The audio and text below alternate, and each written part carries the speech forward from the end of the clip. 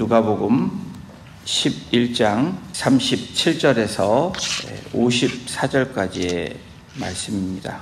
제가 갖고 있는 신약성경 113페이지 누가복음 11장 37절에서 54절까지 제가 같이 함께 합독하도록 하겠습니다. 찾으신 줄로 믿고 37절부터 합독합니다. 시작. 예수께서 말씀하실 때에 한 바리새인이 자기와 함께 점심 잡수시기를 청함으로 들어가 앉으셨더니 잡수시기 전에 손 씻지 아니하심을 그 바리새인이 보고 이상히 여기는지라. 주께서 이르시되 너희 바리새인은 지금 잔과 대접의 겉은 깨끗이 하나 너희 속에는 탐욕과 악독이 가득하도다. 어리석은 자들아, 겉을 만드시니가 속도 만들지 아니하셨느냐. 그러나 그 안에 있는 것으로 구제하라. 그리하면 모든 것이 너희에게 깨끗하리라. 화 있을진저 너희 바리새인이여, 너희가 박하와 운항과 모든 채소의 11조는 들이되 공의와 하나님께 대한 사랑은 버리는도다. 그러나 이것도 행하고 저것도 버리지 말아야 할지니라. 화 있을진저 너희 바리새인이여, 너희가 회당의 높은 자리와 시장에서 문안받는 것을 기뻐하는도다. 화 있을진저 너희여, 너희는 평토장한 무덤 같아서 그 일을 밟는 사람이 알지 못하느니라. 한 율법교사가 예수께 대답하여 이르되 선생님, 이렇게 말씀하시니 우리까지 모욕하심이니이다. 이르시되 화 있을진저 또 너희 율법교사여, 어려운 짐을 사람에게 지우고 너희는 한 손가락도 이 집에 대지 않는도다.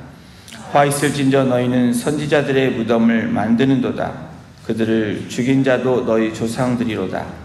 이와 같이 그들은 죽이고 너희는 무덤을 만드니 너희가 너희 조상의 행한 일에 증인이 되게 옳게 여기는도다. 그러므로 하나님의 지혜가 일렀을 때 내가 선지자와 사도들을 그들에게 보내리니 그 중에서 더러는 죽이며 또 박해하리라 하였느니라. 창세 이후로 흘린 모든 선지자의 피를 이 세대가 담당하되 곧 아벨의 피로부터 제단과 성전 사이에서 죽임을 당한 사가랴의 피까지 하리라. 내가 너에게 이르노니 과연 이 세대가 담당하리라. 화 있을진저 너희 율법교사여, 너희가 시계 열쇠를 가져가서 너희도 들어가지 않고 또 들어가고자 하는 자도 막았느니라 하시니라. 거기서 나오실 때 서기관과 바리새인들이 거세게 달려들어 여러 가지를 따져 묻고 그 입에서 나오는 말을 채잡고자 하여 노리고 있더라. 아멘.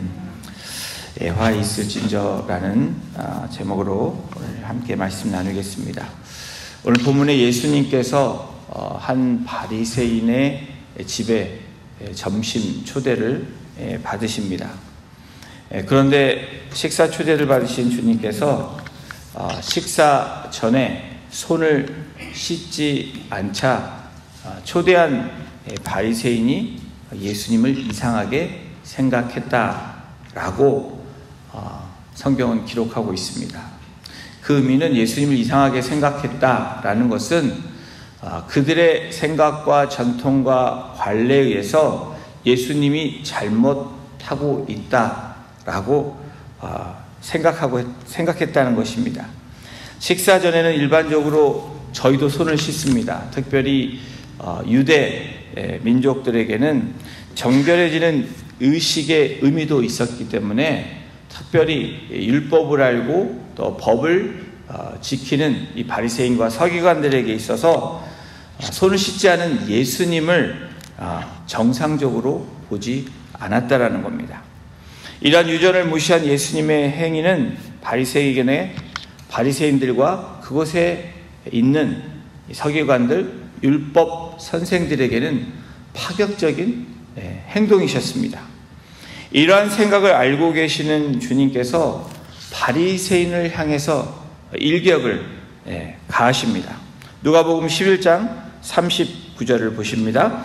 주께서 이르시되 너희 바리새인은 지금 잔과 대접의 겉은 깨끗이 하나 너희 속에는 탐욕과 악독이 가득하도다.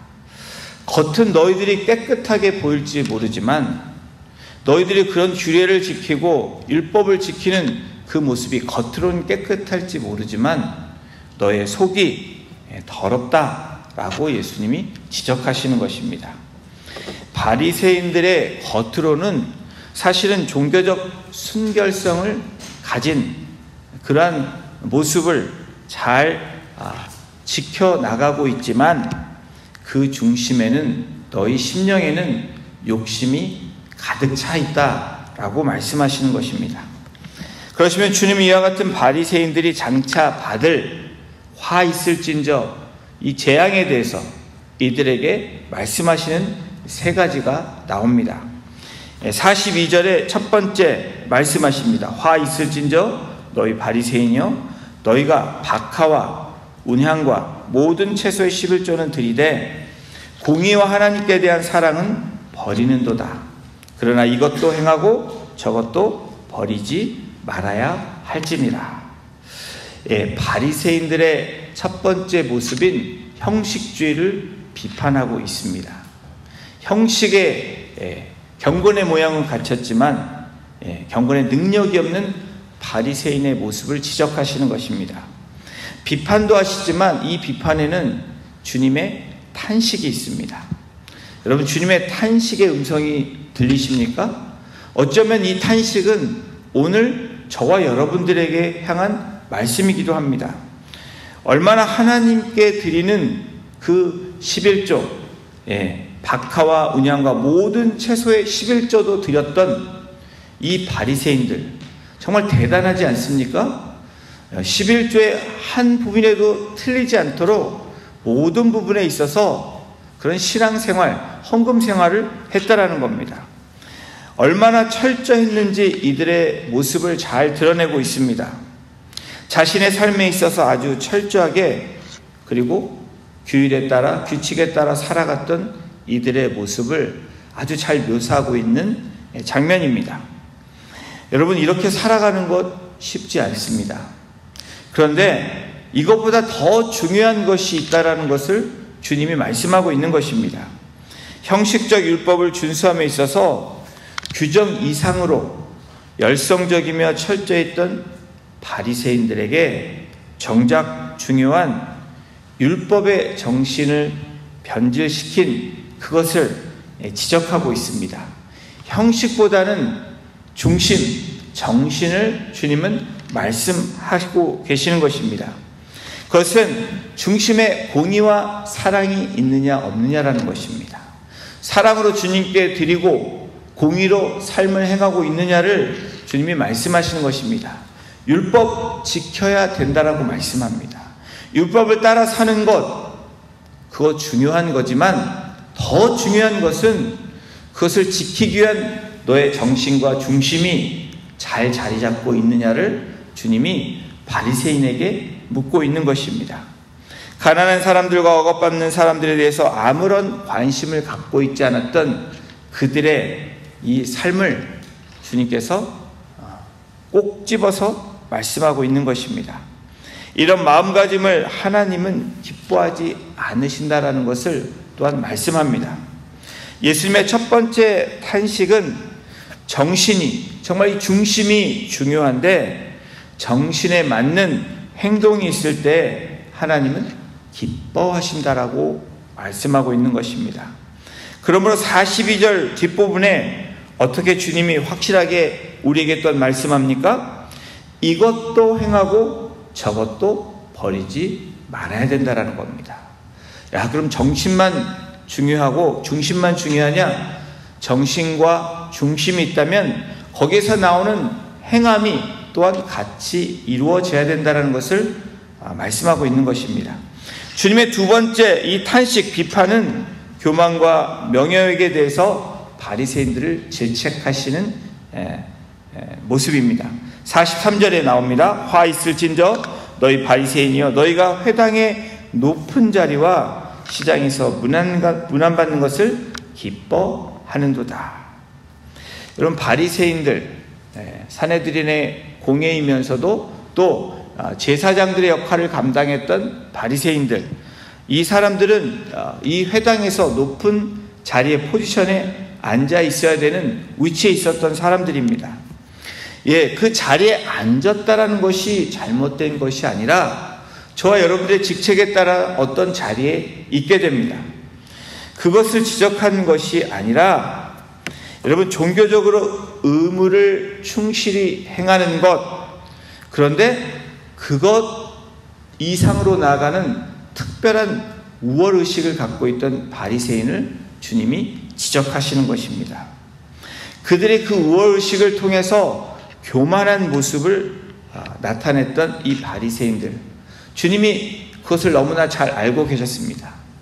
그래서 그 교만한 모습을 지금 이 43절에 이야기하시면서 화 있을진저 라고 말씀하는 겁니다. 더 나아가서 세속적 명예욕으로 그들이 시장에서 이 마켓에서 인사받는 것을 좋아했다. 그것은 뭐냐면 특별한 자신들의 이 존재성을 확인받는 것을 아주 즐겨했다라는 것입니다.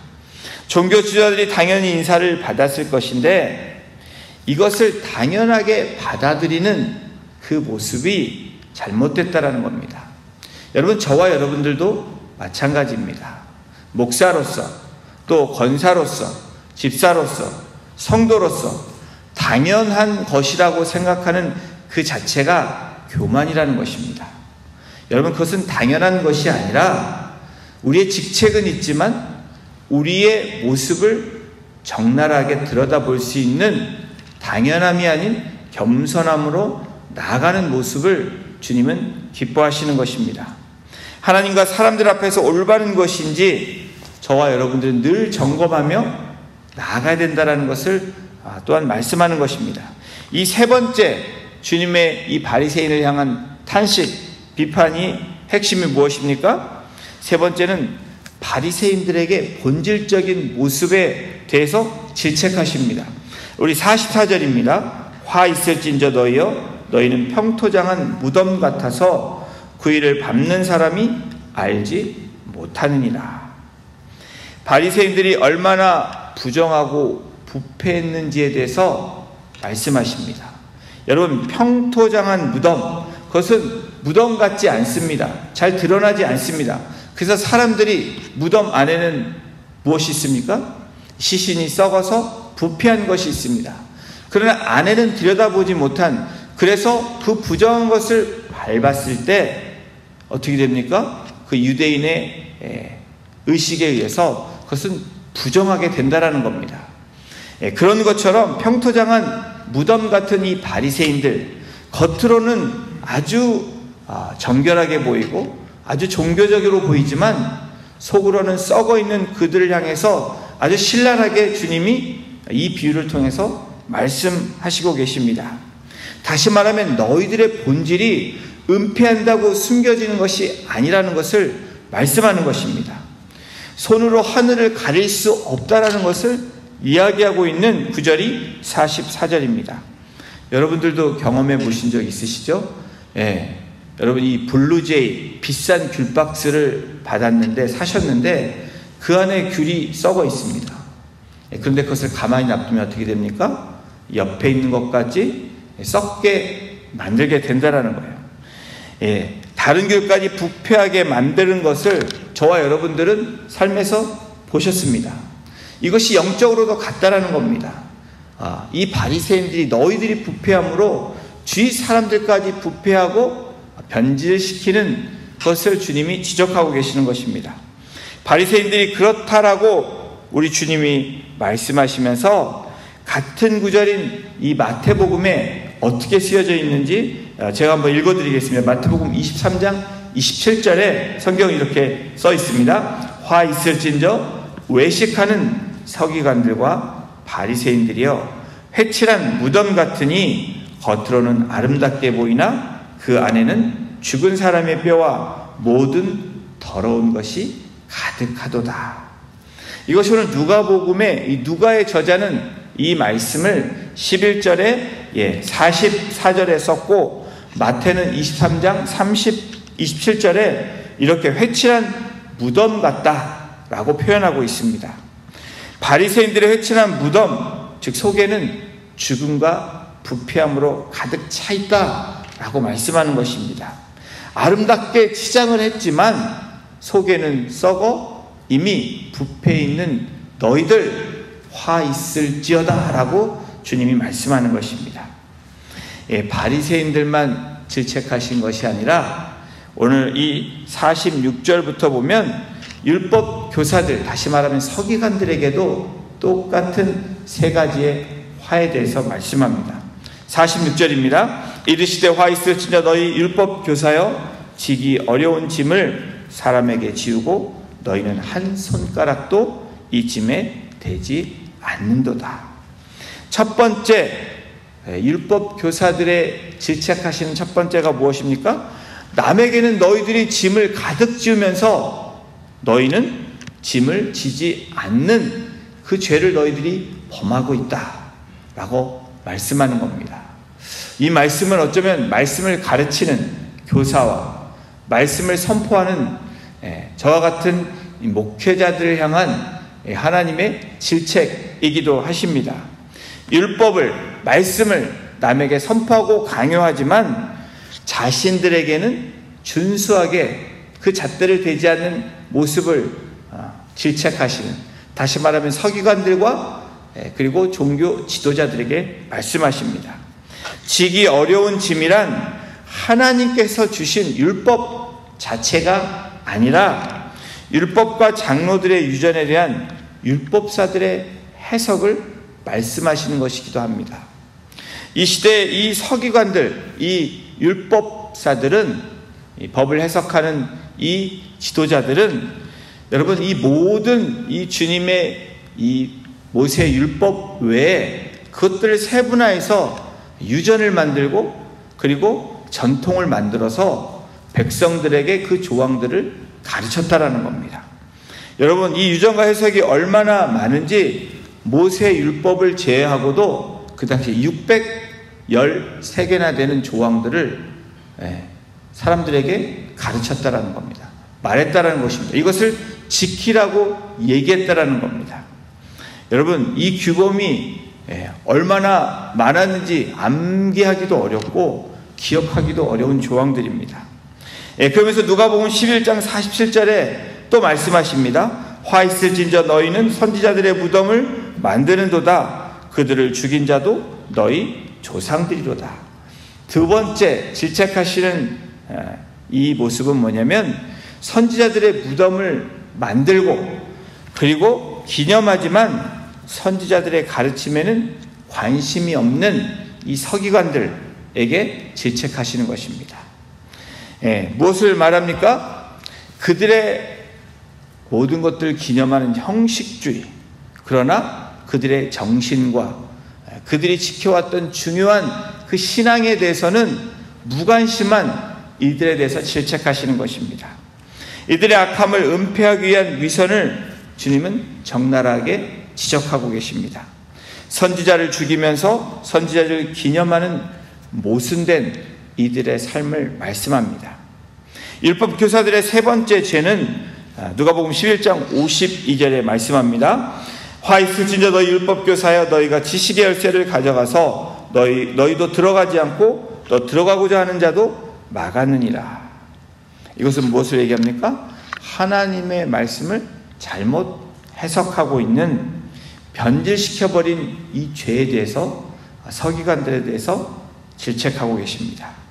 하나님 나라로 들어가는 귀한 말씀을 너희들이 받았음에도 불구하고 너희들이 배웠음에도 불구하고 그 문으로 잘 인도해야 되는 사명이 있음에도 불구하고 너희들은 진리의 문과 천국의 문을 잠궈버릴 뿐 아니라 들어가고자 하는 사람들을 막고 있다라고 주님이 질책하시는 것입니다.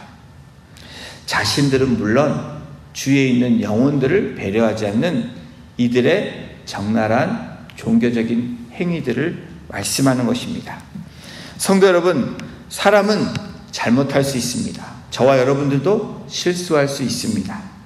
그리고 죄를 지을 수 있습니다. 죄를 지으라고 말씀드리는 것이 아니라 삶을 살다, 신앙생활을 하다 저희들이 알게 모르게 짓는 죄들이 있다라는 것입니다. 그러나 그 잘못된 우리들의 모습이 말씀으로 증거되어지고 그것이 깨달음으로 올 때 여러분 그 하나님의 음성이 말씀으로 들려지고 하나님이신 예수님이 말씀하실 때 또 성령님이 우리를 깨닫게 하시고 질책하실 때 여러분 그 다음이 중요하다라는 겁니다. 오늘 말씀은 6가지 화 있을진저 이것도 여러분들이 알아야 되지만 더 중요한 구절이 나오는데 그것이 53절, 54절입니다. 여러분 오늘 본문의 바리새인들, 율법사이며 서기관들의 모습을 보시길 바랍니다. 이 모습이 어쩌면 우리들의 모습일 수 있고 저와 여러분들의 모습일 수 있습니다. 53절, 54절을 함께 읽겠습니다. 거기서 나오실 때 서기관과 바리새인들이 거세게 달려들어 여러 가지 일을 따져 묻고 그 입에서 나오는 말을 책잡고자 하여 노리고 있더라. 이들의 2가지 행동이 나옵니다. 그렇게 진리를 선포하신 우리의 구세주가 되시고 그리고 메시아가 되신 예수님께서 그들에게 진리의 말씀을 선포하셨는데 주님에게 거세게 달려듭니다. 여러분 점심 먹자고 초청한 이들의 모습이 돌변합니다. 여러분 밥 먹으러 갈 때 조심하셔야 됩니다. 그렇죠? 어떤 분과 밥을 먹어야 돼요? 마음이 밥 먹을 때 편한 분과 먹어야 됩니다. 불편한 분은 식사하지 마시고 차를 드시던 다른 거를 드십시오. 밥 먹다가 체할 수가 있습니다. 이 예수님도 점심 드시러 가시다가 사실은 점심도 못 드시고 오신 것 같아요. 성경은 나오지 않습니다. 기록하지 않습니다. 거세게 달려드는 이들의 모습, 이 원문을 보면 누구에게 원한을 품는 그리고 분노를 품는 그런 뜻이 바로 이 원어의 뜻입니다. 바리새인들의 모습을 아주 적나라하게 이야기합니다. 예수님을 아주 잘 초청해서 식사 대접을 하려고 했던 이들의 겉모습, 그러나 중심은 무엇입니까? 여전히 과거에 얽매여 있고 전통에 얽매여 있고 진리보다는 그들의 관습과 습관과 그들의 유전에 얽매였던 이들의 모습이 아주 드러나고 있습니다. 거세게 달려드는 것이 아니라 이들의 모습이 어떤 모습이어야 됩니까? 땅에 엎드려져야 된다는 겁니다. 창녀와 그리고 이 세리처럼 나는 죄인입니다 라고 엎드려지는 그 모습이 하나님이 기뻐하시는 모습이고 우리가 나아가야 되는 모습이라는 것을 오늘 본문은 이야기하고 있는 것입니다. 그렇게 하지 않고 도리어 예수님께 분노하는 모습이 나의 모습이지 않습니까? 우리의 모습이지 않습니까? 그래서 오늘 이 말씀을 우리에게 주시는 것입니다.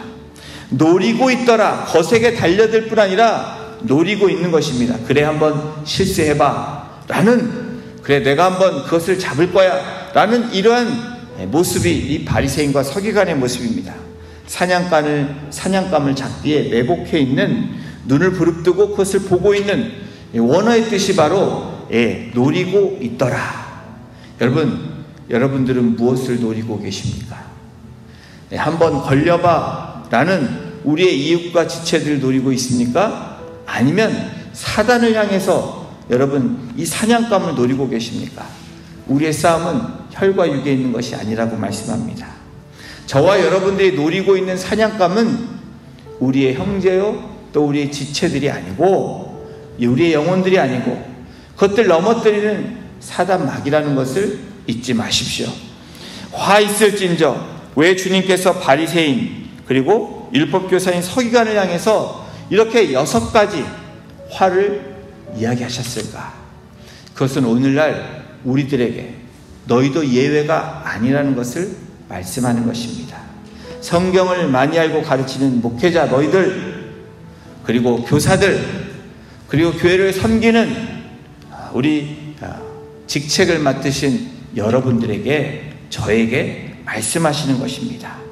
은혜 받지 못한 사람들을 지적하지 말라. 아니면 은혜 받지 못한 너희들이 지적하지 말라라고 말씀하는 것입니다.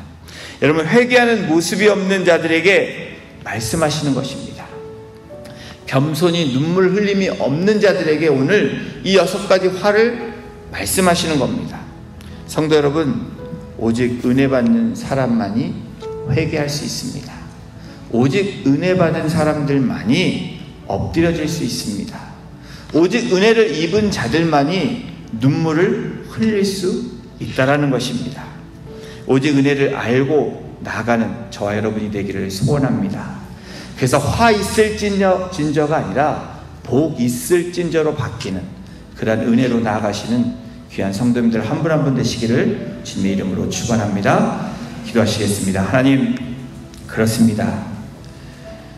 바리새인과 서기관들에게 화 있을진저라고 말씀하시는 그 화가 우리에게도 분명히 있는 죄악들임을 주님 앞에 고백합니다. 주님 앞에 달려드는 자들이 아니고 노리는 자들이 아닌 주님 앞에 엎드려지는 자가 되게 하시고 주님을 주목하는 자가 되게 하셔서 하나님의 음성 듣고 순종함으로 나아가게 하셔서 화 있을진저의 삶이 복 있을진저의 삶으로 바뀌는 놀라운 은혜의 삶으로, 회개의 삶으로, 성령 충만한 삶으로 나아가는 우리 모두가 될 수 있도록 주께서 우리 성도님들 한 분 한 분을 주장하여 주시고 인도하여 주시옵소서. 감사합니다. 예수님의 이름으로 기도드렸습니다. 아멘.